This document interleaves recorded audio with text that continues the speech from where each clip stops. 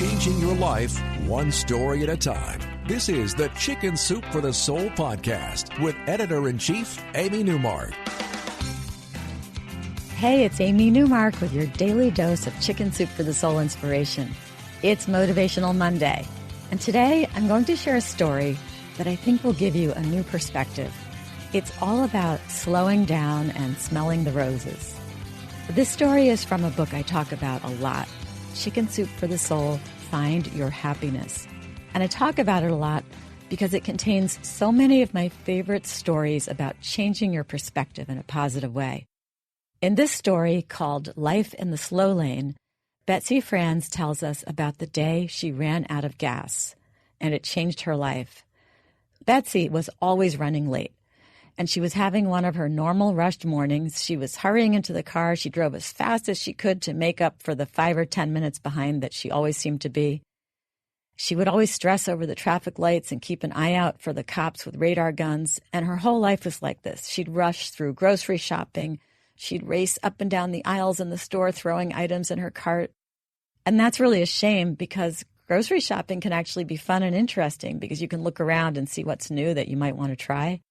She would also race through other kinds of shopping. She never got to go window shopping or take advantage of an unexpected sale. She just raced into the mall, grabbed what was on her list, and got out. So guess what happens to busy people who run around like that?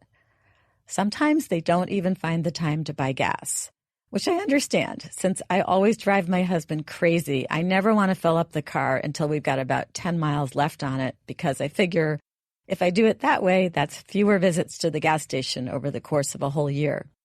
Anyway, Betsy ran out of gas on her way to work one morning. She slammed the steering wheel in frustration. She had a meeting in 15 minutes, and she hadn't even finished preparing for it. So she got out of her car, all upset, and then an amazing thing happened. She looked out towards the east, and she saw that the sun was starting to rise, and there was a beautiful misty fog hanging over the river.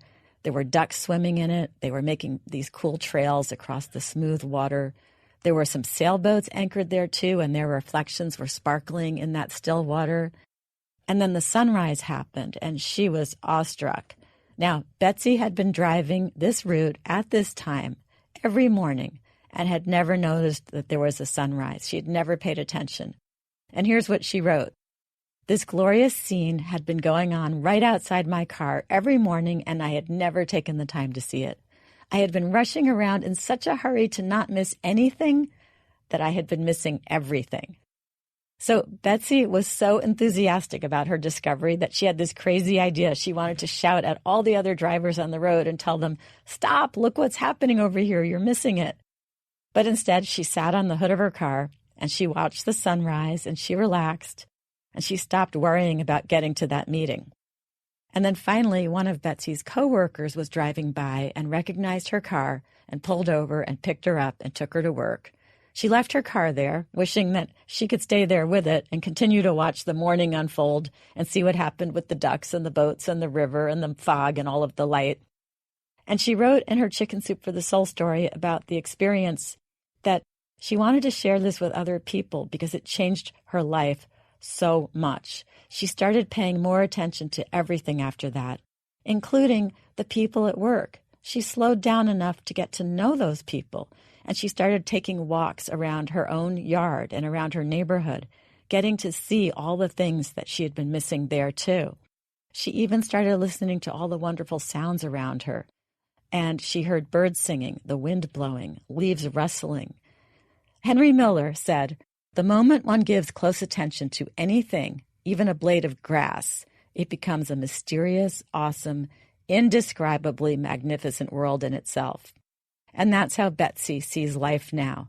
She's no longer running like a hamster in an exercise wheel, never actually getting anywhere.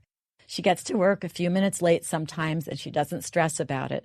She takes her time in the grocery store so that she can discover what's available. And she spends time window shopping. She goes to the mall for special sales. She people watches. Tomorrow is Tip Tuesday. We're going to have another tip about how you can improve your life by saying goodbye to stress. And that involves looking at the trees, not the forest, which I know is not the conventional wisdom. I'm Amy Newmark. Thanks for listening to the Chicken Soup for the Soul podcast today. And if you wouldn't mind, make my producers happy and give us a review on the iTunes page. And if you'd like more tips from Chicken Soup for the Soul, Find Your Happiness, please go to our website, chickensoup.com.